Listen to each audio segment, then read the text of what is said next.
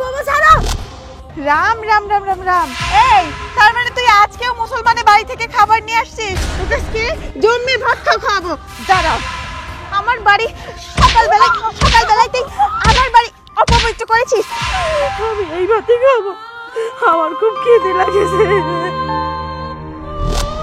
Ram Ram Ram Ram. High ভগবান, একটা মুসলমান হয়ে আমার বাড়ি সকাল সকাল একবারে অপবিত্র করে দিল। যাও না, দাঁড়াও কেন? আর কেন যাও? কাকা বৌদি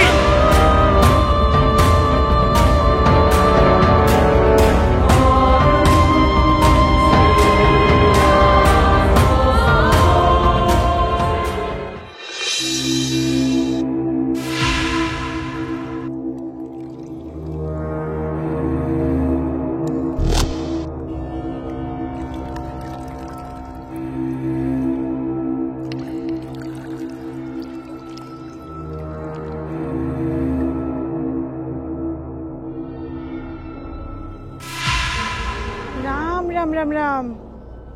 ও ভাত পাইলো কিভাবে? হায় ভগবান, আমি তো সকালে ভাত রান্না করিনি, আমি তো সকালে রুটি করি। ও কি তাহলে ভাত কোথা থেকে চুরি করে আনছে, নাকি আজকেও কোনো মুসলমানের বাড়ি থেকে ভাত নিয়ে আসছে? হায় ভগবান, ও যদি আজকে কোনো মুসলমানের বাড়ি থেকে ভাত নিয়ে আসে তাহলে ওর আজকে খবর খারাপ করে ফেলবো।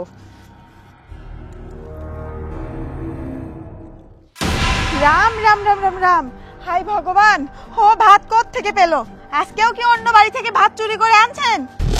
না বৌমা, ভাত চুরি করি নাই, একজন ভাত কয়টা দিচ্ছে।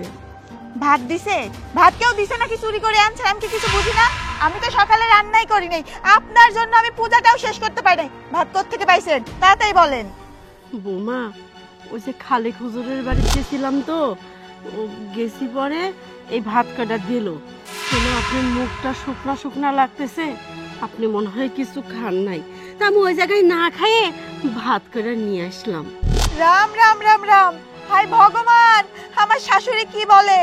এই তার মানে তুই আজকেও মুসলমানের বাড়ি থেকে খাবার নিয়ে আসছিস? তোর জন্য আমি পূজাটাও শেষ করতে পারি নাই, তুই মুসলমানের বাড়ি থেকে বাড়িতে এসে হাত মুখ না ধুয়ে তুই আবার বাড়িটাও পবিত্র করে ফেললি। বৌমা, একটা মানুষ ভাত দিলে কি করবো কও, রাহি আসা যায়? হুজুর মানুষ, মন খারাপ করতো তো, এই জন্য নিয়ে আসলাম। আমারও তো খুব খিদা লাগিছিল। ওই মুখপুরি, তোকে মানা করছি না তুই কোনো মুসলমানের বাড়িতে যাইতে পারবি না? তুই আমার কথা না শুনে, আমার কথা অমান্য করে তুই আবার গেছিস মুসলমানের বাড়িতে, তাও আবার খাবার নিয়ে আসতে। শোন বুড়ি, মুখে মুখে তর্ক করবি না। তোকে আমি অনেকবার বারণ করছি, কিন্তু তুই আমার বারণ শুনিস নাই। বুঝতে পেরেছি, তোকে বাড়িতে আর রাখা যাবে না। বাড়িতে রাখলে তুই এরকম মাথায় চড়ে বসবি। গোপাল আজকে আসুক, গোপালের সাথে কথা বলে তোকে আমি আজকেই বাড়ি থেকে বের করে দিব। গোপাল তো তোকে এই বাড়িতে রাখতেই চায় না, আমি তাও একটু মায়া করে তোকে এই বাড়িতে রাখছি। না, আর তো রাখা যাবে না, কারণ তুই তো আমার কোনো কথাই শুনিস না। তুই ধর্ম কর্ম কিছুই মানতেছিস না, তুই সব কিছু বাদ দিয়ে খাবারের খোঁজে মুসলমানদের বাড়িতে যাস। শোন, আর আমি তোকে এই বাড়িতে রাখবো না। বৌমা, তুমি এসব কি করছো? এক মুঠ ভাতই তো, সে মুসলমান হোক আর হিন্দু হোক, মুসলমানের বাড়িতে ভাত আনিছি, তাতে কি এমন অসুবিধা হয়? আর একটা কথা বৌমা, ভাত নাইনি কি করব? তুমি তো আমাকে ঠিক মতো খাইতে দাও না, আমারও তো খিদা লাগে কও। আর এই যে আমার সাওয়াল গোপাল, তোমার এই সুন্দর চেহারা দেখে মুগ্ধ হয়ে গেছে। সে তো মায়ের কোনো কথা শোনে না, তুমি যা কও ও তাই শোনে, তোমার কথায় সে ওঠে বসে। আমি যে ওর মা, এটা তো ও ভুলেই গেছে। আর আমার ছোট সাওয়াল আপান, সে যে প্রবাসদের এত টাকা পয়সা পাঠায়, সেটা কি করো? সেই টাকা তো তোমরা দুজনেই ভোগ করো, আমাকে একটা টাকাও দেও না তো। সব টাকা পয়সা নিয়ে আত্মসাৎ করতে চাও। আমার আপান প্রবাসদের এত কষ্ট করে টাকা পয়সাগুলি পাঠাইছে, সেই টাকা দিয়ে জমি জমা কিনা হয়েছে। তোমরা নাকি সেই জমি জমা বিক্রি করে ইন্ডিয়ায় চলে যেতে চাইছাও। হাই ভগবান, এই বুড়ি, এই তুই এসব কথা কি বলছিস? আর এসব কথা তুই কোথা থেকে শুনলি? আমি তো কখনো তোকে বলতে যাই নাই। আর আমরা ইন্ডিয়া যাব না তো কি করব? আর তুই জানিস না জেঠুসের জমি নিয়ে কত ঝামেলা? ভালো লোক পাইছে তাই জমিটা বিক্রি করতে চাচ্ছে। আর এখন যদি আমরা জমি না বিক্রি করি তাহলে সারা জীবন আমাদের এরকম ঝামেলা পড়তে হবে। তাই বলে বৌমা আপালের সাথে কথা না কয়ে তোমরা যে ওই জমি জমা বিক্রি করতেছ এটা কি ঠিক করতেছ? আমি কিন্তু মোবাইল করে আপালেক সব কথা কয়ে দেব। এই বুড়ি কি বললি তুই? হ্যাঁ আমার মুখে মুখে তর্ক? তোকে আজকে তর্ক করাচ্ছি। আর মুসলমানের বাড়ি ভাত খাবি না? হ্যাঁ নে হ্যাঁ তোকে আজকে জমি ভাত খাওয়াবো। দাঁড়াও, আমার বাড়ি সকালবেলাতেই আমার বাড়ি অপবিত্র করেছিস। তোকে আমি বারণ করেছি না? এই তোকে আমি কতবার বারণ করব? এই তোকে কতবার বারণ করব যে তুই মুসলমান বাড়িতে যাবি না? তাও তুই আমার কথা শুনিস না। তোকে আজকে শেষ করে ফেলবো। একবারে তোকে ফেলবো আজকে, যেন সারা জীবন তোর মনে থাকে। তোমার ভাই বাছা বলছি তোকে আজকে ফেলবো। আর যাবি তুই মুসলমান বাড়িতে যাবি? তোর জন্য আমি সকালে পূজাটাও শেষ করতে পারি নাই। তুই আমার বাড়িটা অপবিত্র করেছিস। দাঁড়াও তোর ছেলে আসুক। তোর ছেলে আসলে তোর ছেলেকে বলে সারা জীবনের জন্য তোর মুসলমান বাড়িতে যাওয়ার একবার স্বাদ মিটিয়ে দেবো। অনেক অনেক সহ্য করেছি আর না। তোর জন্য সব কাজে আমার বাধা পড়ে। তোর জন্য সব কাজে বাধা পড়ে। কেন তুই আমার কথা শুনে চলতে পারিস না? তোকে আর কত করে বলবো? হ্যাঁ লজ্জা থাকলে তুই আর কখনো মুসলমান বাড়িতে যাবি না।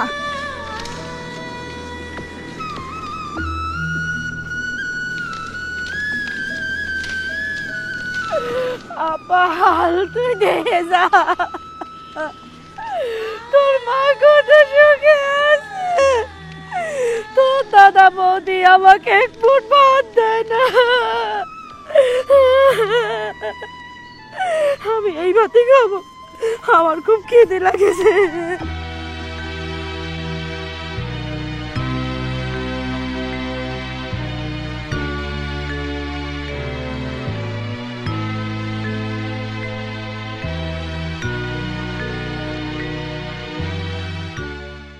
দাদা দেখতেছেন না ধানের জমি, ওই যে সিমের জমি, এখানে পুরা মনে করেন 3 বিঘে 4 কাঠা জমি আমার বাপের।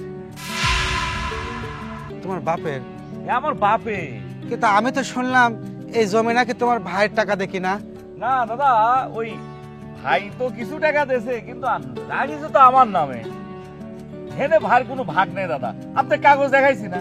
না কাগজ তো দেখলাম ঠিক আছে, কিন্তু আমি তো শুনছিলাম যে তোমার যে ছোট ভাই যেটা বিদেশ থাকে আপাল, ওই নাকি সব টাকা পয়সা দিছে, ওই নাকি এই জমির মালিক। আরে দাদা, আরে ও তো কয় টাকা দিয়েছে? টাকা তো সব আমার। ওই টাকাতে বিদেশ পাঠাইছি কিনা আমার টাকাতে পাঠাইছি। তার মানে কি ওর নামে জমি দিছি? জমি তো সব আমার নামে। আপনি কাগজ দেখলেন না কালকে? না পরে এসে তো তোমার ভাই ঝয় ঝামেলা করবে না? এতগুলো টাকার ব্যাপার বুঝতেই পারতেছো। শোনেন দাদা, মাহেরি বলছি, কোনো সমস্যা নাই। আচ্ছা ঠিক আছে, সমস্যা যদি না থাকে তাহলে তো ভালো। তারপরেও এখন বুঝতেই পারতেছো অনেক টাকা পয়সার ব্যাপার। আর ওই আমি কিন্তু 6 লাখ টাকা এই সপ্তাহে দিতে পারবো না, ঠিক আছে? ওটা কিন্তু পরে নিতে হবে। আর ব্যাপার হচ্ছে যে ওই খাজনা খারিজের সময় যে ঝয় ঝামেলাগুলো আছে এগুলো কিন্তু তোমার দেখতে হবে। দাদা এটা হলে কোনো টেনশনের কারণ নাই। এই জমি ছিল আমার জেঠার। জেঠা যখন জমি বেচে ইন্ডিয়া গেল তখন তো সব আমরাই লিছি। এটা তো আমার দাদার বাপ দাদার পৈতৃক সম্পত্তি দাদা। এটা হলে কোনো টেনশন করেন না দাদা। কাগজপাতি সাক্কা, ছোট ভাই কিছু টাকা দিয়েছে, তার আমি কিছু দিছি দিয়ে জমিটা কিনেছি। আর আমার সমস্যা দাদা, আমি এই জমি আর রাখবো না দাদা। আপনি কি দেবো দাদা? দাদা 6 লাখ টাকার কথা কইলেন না, খুব তাড়াতাড়ি দিয়েন দাদা। আমার খুব ঠেকা দাদা, বুঝতেই তো পারতেছেন দাদা। খুব সমস্যার কারণে দাদা জমিটা বেঁচে দিচ্ছি দাদা। খাজনা খারিজ যা আছে সব আমার দাদা। আপনার কোনো কিছু না, আপনি টাকা দিবেন, রেজিস্ট্রি করে নিয়ে চলে যাবেন দাদা। গোপাল দেখো, আমি কিন্তু কোনো ঝয় ঝামেলা পছন্দ করি না, ঠিক আছে? আচ্ছা ঠিক আছে, ওই 6 লাখ টাকার কথা কইছিলাম শুধুমাত্র তোমার ওই ভাইয়ের ওই কথাটা জানার জন্যই। তোমার ভাই যদি কোনো সমস্যা না করে, ঠিক আছে, আর যদি কাগজপাতি কোনো ঝয় ঝামেলা না থাকে তাহলে যাও, ওই রেজিস্ট্রি করার সময় তোমাকে ওই 6 লাখ টাকায় দিয়ে দেবো না। আর ওই একটা কথা শুনলাম, কথাটা কি সত্যি? কি দাদা? এই তুমি নাকি জমি বিক্রি টিক্রি করে বলে ইন্ডিয়া চলে যাচ্ছ? আরে কিরা কইছে দাদা এইসব কথা? যে দেশে জন্ম আমার, এ দেশ ছাড়ি কোন জায়গায় যাবো কন? না লোকে মুখে শুনলাম তোমার জ্যাঠাশের ভেতরে নাকি তুমি জমি টমি বেঁচে করে রাতে রাতে প্রদীপ নিবা, নাকি রাতে রাতে বেড়ে পলাবে, এরকমই তো শুনলাম। না দাদা, এরকম আসলে কোনো ব্যাপার না দাদা। আমি চাচ্ছিলাম কি আমার কিছু টাকা লাগবে, এই জন্য জমিটা বেচতেছিলাম দাদা। আচ্ছা ঠিক আছে, তাহলে সন্ধ্যার সময় আসো, টাকা পয়সা সব দিয়ে দেবো না। আর রেজিস্ট্রি করার দিন যে বাকি যে 6 লাখের কথা বললাম হ্যাঁ, দাদা। রেজিস্ট্রি করার সময়। দাদা আমি সন্ধ্যার পর আপনার বাড়ির পর যাবো না, আর বাকি 6 লাখ কিন্তু আমাকে রেজিস্ট্রির দিন দিয়ে দিবেন দাদা। আচ্ছা ঠিক আছে গোপাল, যাই হোক আমার জমিটা তোমার ভালো লাগছে, ঠিক আছে সমস্যা নেই। তাহলে চলো বিকালবেলা আসো, তোমাকে টাকা দিয়ে দেবো। ঠিক আছে দাদা।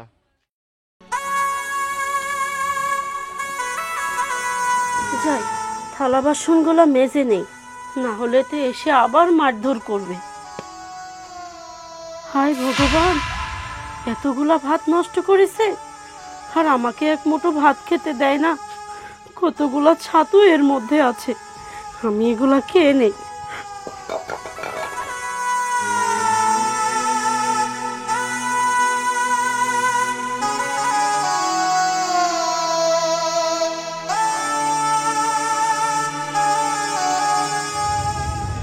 হাই ভগবান, এই বুড়িটার জন্য এটা কেটো ভাতও থাকে না।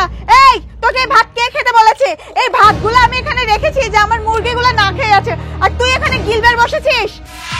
ওই ওট বলতিছি, এই তোকে কে ভাত খেতে বলছে? হ্যাঁ তোর তোর গেলা বেশি হয়ে যাচ্ছে, তাই না?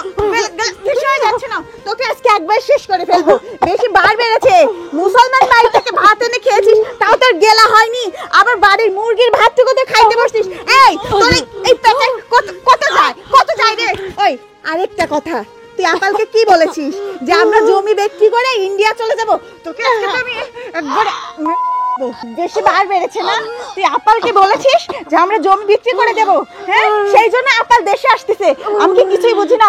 এই তুই কি ভেবেছিস তুই আপালকে বলবি আর আমি তোকে জ্যান্ত রাখবো? তোকে একবার নরকে পাঠিয়ে দেবো।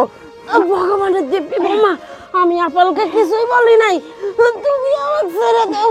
আমি জানি না, তোকে আমি চিনি না রে বুড়ি, তোকে আমি হাড়ে হাড়ে চিনি। তুই আপালকে বলেছিস, তাছাড়া আপালের মাথায় কি জট আছে রে যে ও জানতে পারবে? ওকে কে বলবে? আমাদের ঘরোয়া বিষয়, তুই ছাড়া কি আর কেউ জানে? আমি কি পাড়ার পর গিয়ে মানুষকে বলতে যাই? তুই তো বলিস, তুই বলেছিস আপালকে না?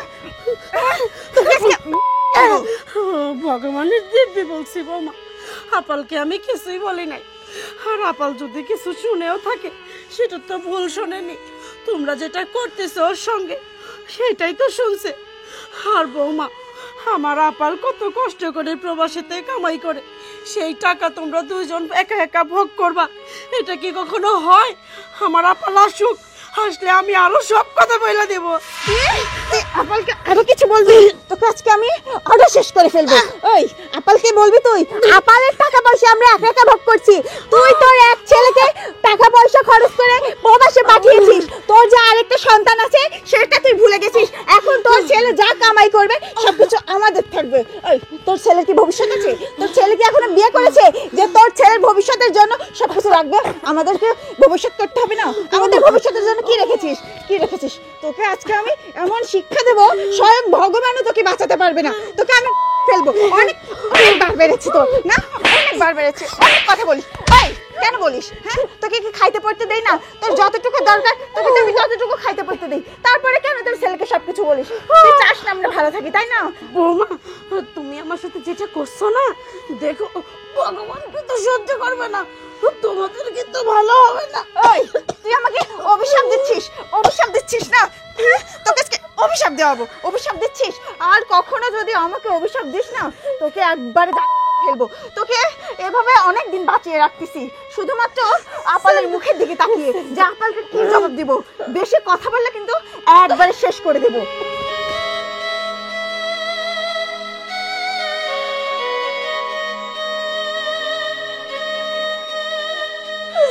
আপাল, তুই তাড়াতাড়ি চলে আয়, আমি খুব কষ্টে আছি। আমি একজন প্রবাসীর মা হয়ে এক মুঠো ভাত পাই না, এত ভাত হাঁস মুরগি দিয়ে দেয়, আপাল রে তোর মায়ে খাইতে দেয় না।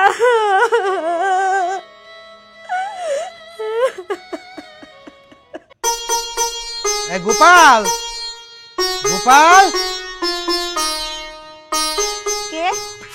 রাম রাম রাম রাম, হাই ভগবান, এ কি করলো? এই নামুন, নিচে নামুন বলছি। এই নামুন না। হাই ভগবান, একটা মুসলমান হয়ে আমার বাড়ি সকাল সকাল একবারে অপবিত্র করে দিল। আপনি কি গেটের বাইরে থেকে কথা বলতে পারেন না? আপনি বাড়ির ভিতরে চলে আসছেন।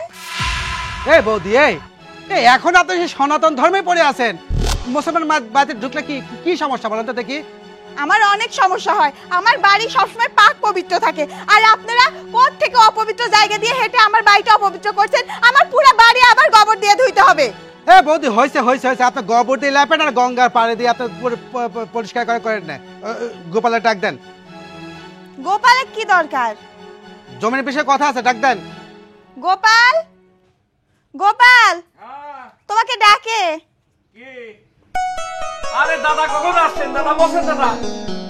বসবে না, থাক, তোমার ঘর তো আবার অপবিত্র হয়ে যাবে। আমি তোমার বাড়িতে আসছি, তাই তোমার বউ যে কথাগুলো শোনালো।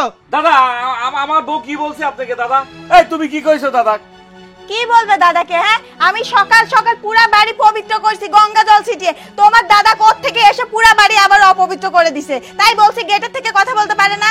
দাদা ভিত্তি আছে তো, তোমার সমস্যা কোন জায়গা?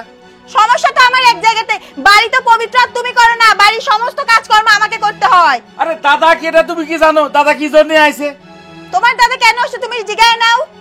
তুমি খালি বেশি কথা কও, কিন্তু একটা লোক বাড়ির পর আসলে তুমি তুমি দুধ দুধ করে খেতে দাও কি জন্য? দাদা আমি আমার বউ যা কইছে দাদা আপনি কিছু মনে করবেন না দাদা, আমার ক্ষমা করে দেন দাদা। দেখছো গোপাল, তোমার বউয়ের কথা শুনছো? আমি বাড়িতে ঢুকছি, তোমার বাড়ি বলে অপবিত্র হয়ে গেছে। কে যাই হোক, শোনো, তুমি গঙ্গার পানি দিয়ে দরকার পড়ে আবার একটু ধুয়ে নিও। যে কথা বলতে আসছিলাম, ওই আগামী রবিবার, ঠিক আছে, সরকারি কার্য দিবসে আমরা জমি রেজিস্ট্রি করবো, বুঝতে পারছো? তাহলে তুমি রবিবারের দিন ওই রেডি থাকো, আর বাকি যে 6 লাখ টাকা ওই দিন আমি তোমাকে দিয়ে দেবো না, ঠিক আছে? আর যতটুকু শুনলাম তোমার ভাই আপাল সেটাকে দেশে আসবে খুব তাড়াতাড়ি। যদি ও এসে কোনো ঝয় ঝামেলা করে গোপাল, তাহলে কিন্তু টাকা কিন্তু সুদে আসলে আমি সব তোমার কাছে ফেরত নেবো, কথাটা কিন্তু মনে রেখো।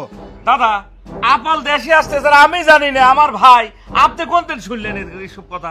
শোনো, শুনলাম যেভাবে হোক শুনছি, তবে একটা কথা কিন্তু আমি আবারও বলে দিচ্ছি, তোমার ভাই যদি এসে কোনো সমস্যা করে তাহলে কিন্তু ওই জমি কিন্তু আমি নেব না।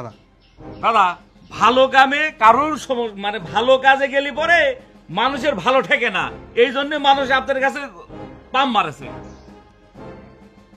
আচ্ছা যাই হোক, যেটাই হয়েছে হয়েছে, রবিবার দিন রেজিস্ট্রি করলে তো ঝামেলা শেষ। আচ্ছা ঠিক আছে, তাহলে আমি গেলাম।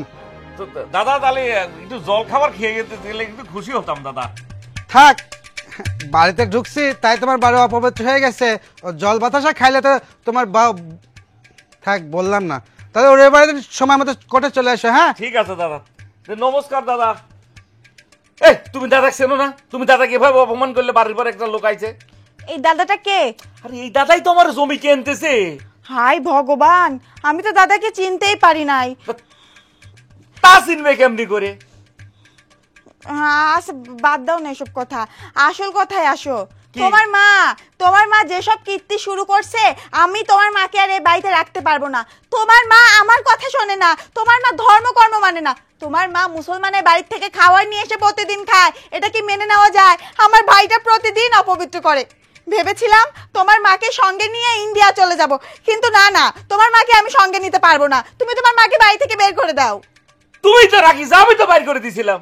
তুই তো বললে না আমার মা থাক, আমার মা তোমার মা, আমার মা তোমার মা সব একই মা, এর কেমন লাগতেছে? আমি তো তখনই কইছিলাম বাইর করে দাও। আমি তো তখন বুঝতে পারি নাই, ভেবেছিলাম শাশুড়ি তো, শ্বশুর তো নাই, শাশুড়িকে নিয়েই সারাটা জীবন থাকবো, কিন্তু তোমার মা আমাকে যেভাবে জ্বালাচ্ছে আমি আর সহ্য করতে পারছি না। শোনো না, বলছি কি, জায়গাটা বিক্রি হয়ে গেলে আমরা ইন্ডিয়ায় গিয়ে জায়গা কিনে বাড়ি করব, তখন আমাদের থেকে সুখী তো আর কেউ না, তাই না? তোমার মাকে কিন্তু বাড়ি থেকে তাড়াতাড়ি বের করে দিবা। আচ্ছা ওর ব্যবস্থা আমি এখনই করতেছি। চলো।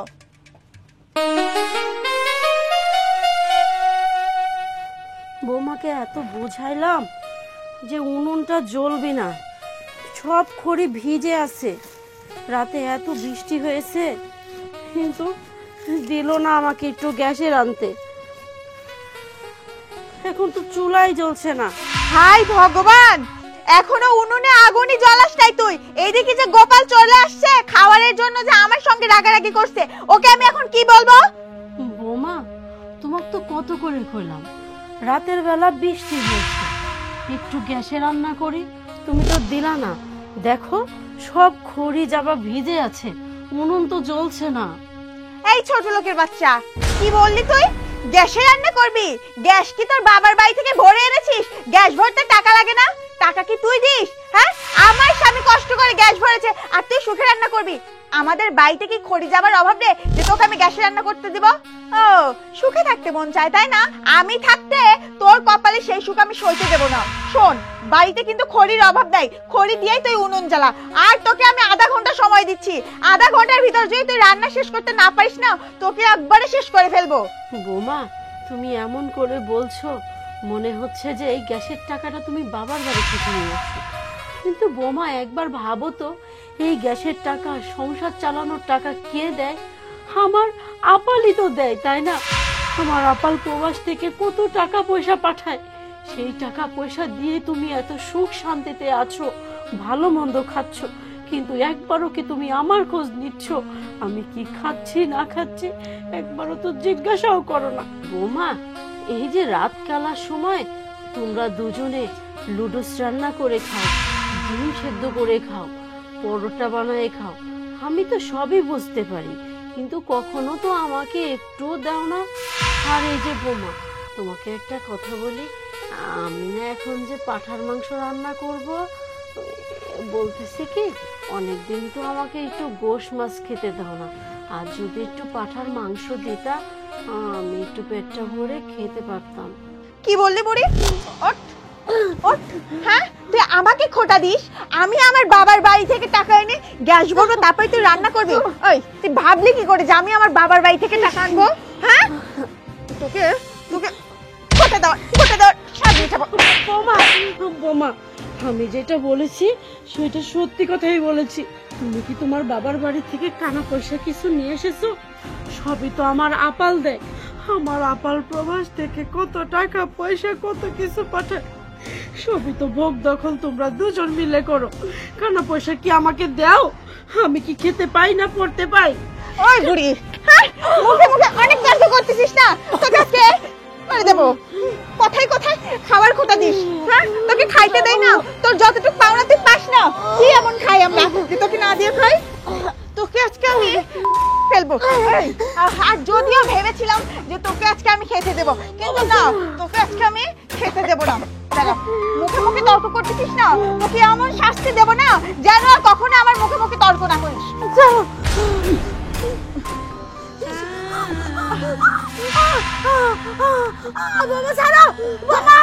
দেখ এবার কেমন লাগে, আর কখনো আমার মুখে মুখে তর্ক করতে আসবি না।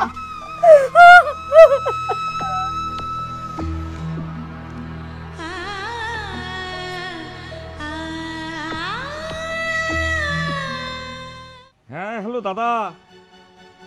হ্যাঁ দাদা, আমি সামনের মাসেই আসতেছি দাদা ইন্ডিয়াতে। হ্যাঁ দাদা, সমস্যা নাই, টাকা পয়সা নিয়ে আসতেছি দাদা।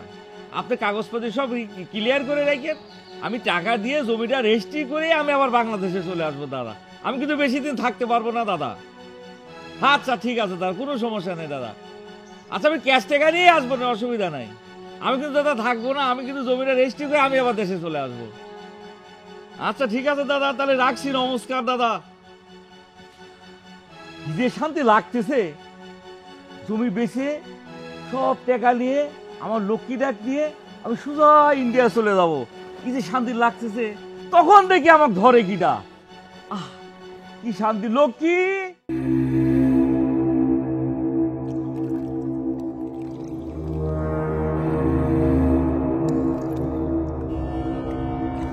লক্ষ্মী, লক্ষ্মী, লক্ষ্মী, তোর প্রার্থনা শেষ হয় নাই?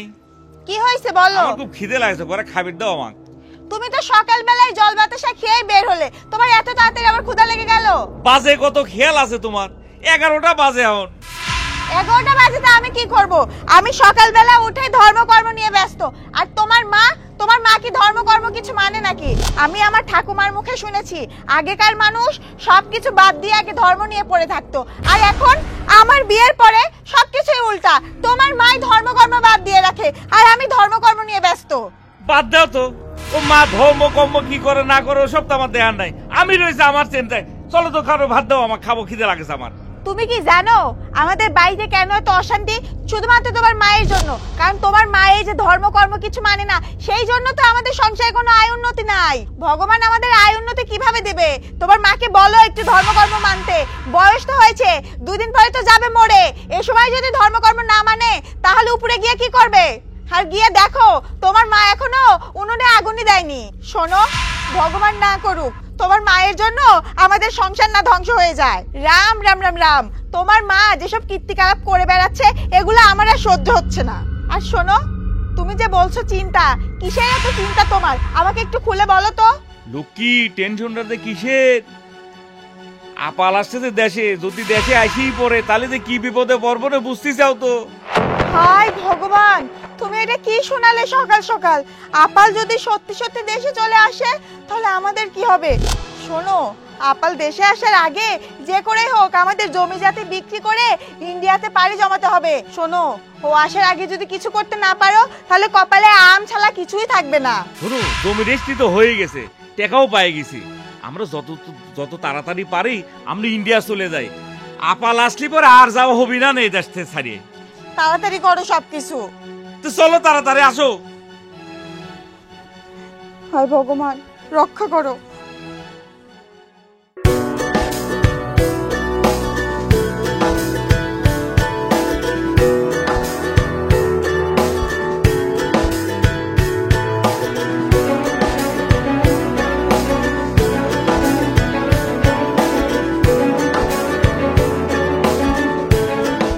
তোকে আজকে একবার শেষ করে ফেলবো। যাও না, দাঁড়াও এখানে, এখানে যাও।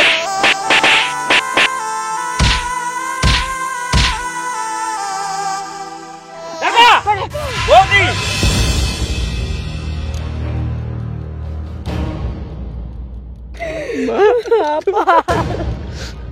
মা, তোমার হাতে কি হয়েছে? ও কিছু না, পড়ে যায় হাতটা ভেঙে গেছে আপাল। না মা, তোমার এই হাত ভাঙেনি, তোমার হাত আমার বৌদি পুড়িয়ে দিয়েছে। না আপাল। মা, তুমি কি ভাবছো আমি ওই দূর প্রবাসে থাকি জন্য আমি কিছু জানি না? আমি অনেক কিছু জানি। আর জানার জন্যই আমি ওই দেশ থেকে বাংলাদেশে চলে আসছি। দাদা, বৌদি, তোমরা কেমনে পারলা আমার মাকে নির্যাতন করতে? একজন প্রবাসীর মা কেন খাবার নাই জন্য মুসলমান বাড়িতে ভাত চাই খাবে?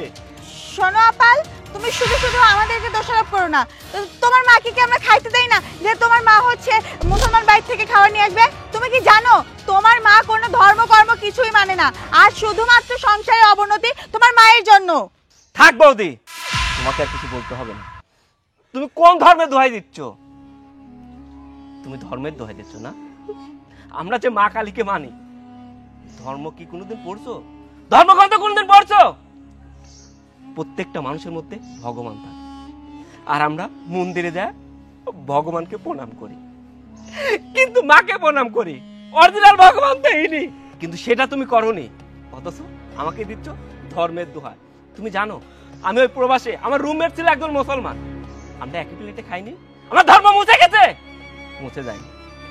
ওই দূর প্রবাসে আমি এত কষ্ট করছি, এত পরিশ্রম করছি, তোমরা ভালো থাকবা, আমার মা ভালো থাকবে। কিন্তু আমি দেশে এসে এটা কি দেখছি? আমার মাকে তোমরা নির্যাতন করছো, আমার মাকে তোমরা অত্যাচার করছো। শুধু তাই নয়, আমি ওই দূর প্রবাসে এত কষ্ট করে টাকা উপার্জন করছি, মাসে মাসে লক্ষ লক্ষ টাকা পাঠাইছি, সেই টাকা দিয়ে জমি কিনছো, সেই জমি বিক্রয় করে তোমরা ইন্ডিয়াতে পাড়ি জমাবা। তোমরা কি ভাবছো আমি কিছুই জানি না? আমি অনেক কিছু জানি। তোমরা ইন্ডিয়াতে যাবা, এতে আমার কোনো দুঃখ নাই, কোনো আফসোস নাই। তোমরা আমার দেওয়া যে টাকা পয়সা নিয়ে, সমস্ত টাকা পয়সা নিয়ে ইন্ডিয়ায় চলে যাইতা, কিন্তু আমার মাটাকে কেন কষ্ট দিলে? তুমি জানো, যখন প্রবাসে 18 ঘন্টা ডিউটি করি, নিজে এসে রান্না করে খাই, খাওয়ার শুধু আমার মায়ের মুখটা ভেসে ওঠে। আমি ভালো করে খাইতে পারি, আর মায়ের কথা শুধু মনে পড়ে। আমি দাদাকে অনেকবার ফোন দিই, দাদা মায়ের সঙ্গে একটু কথা বলবো। দাদা বলে দাদা নাকি ব্যস্ত আছে। আমার মায়ের সঙ্গে একটু কথা বলতে পারি না। মায়ের সঙ্গে কথা বলার জন্য মনটার মধ্যে ব্যাকুল হয়ে থাকে। বারবার ভগবানকে ডাকি, ভগবান আমার মাটাকে তুমি ভালো রাখো। আচ্ছা দাদা, এই সংসারে বড় ছেলে কি? তুমি। এই সংসারের দায়িত্ব নেওয়ার কথা ছিল কার? তোমার। যে সময় আমার খেলাধুলা করার কথা, বন্ধু বান্ধব নিয়ে ফুর্তি করার কথা, সেই সময় সংসারের সমস্ত দায়িত্ব এই কাঁধে তুলে দিলাম। ওই প্রবাসে রাতের পর রাত, দিনের পর দিন কষ্ট করে টাকা উপার্জন করলাম, সংসার স্বাবলম্বী হয়ে গেল। মাসে লক্ষ লক্ষ টাকা পাঠাইলাম। তুমি জমি কিনলা, ছোটখাটো একটা বাড়ি কিনলা, একটা বিজনেস শুরু করলা। কিন্তু তুমি একটা বারও ভাবলা না তোমার এই ছোট ভাইটার কথা? তুমি স্বার্থে পরের মতো জমি বিক্রয় করে ইন্ডিয়ায় চলে যাবা। তাহলে আমার আর আমার মায়ের কি হবে? দাদা বলতে পারো আমার কি অপরাধ? আমাদের একটাই অপরাধ যে তোমরা যেভাবে বলছো সেভাবে চলছি, আর তোমরা যা বলছো সেটা বিশ্বাস করছি। আমি সবসময় ভাবছি মানুষ যেরকম ভগবানকে বিশ্বাস করে, আমি তেমন আমার দাদাকে বিশ্বাস করছি, আমার বৌদিকে বিশ্বাস করছি। আমার বাবা পরপরে যাওয়ার পরে আমি তোমাকে অনেক বিশ্বাস করছিলাম। বাবার স্থানটা তোমাকে দিয়েছিলাম। আমি ভাবছিলাম আমার বাবা যেভাবে আমাকে আদর যত্ন করছে, ভালোবাসছে, তুমি আমাকে ঠিক তাই করবা।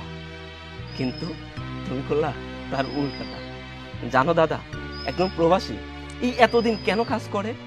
আমরা যারা প্রবাসী আছে তারা এত পরিশ্রম করি, অনেক স্বপ্ন নিয়ে। জানো, আমিও না অনেক স্বপ্ন দেখছি। এই দেশে 5 বছর, 10 বছর, 15 বছর ইনকাম করব, অনেক টাকা হবে, বাকি জীবনটুকু আমার মাটাকে নিয়ে আমি সুখে থাকবো।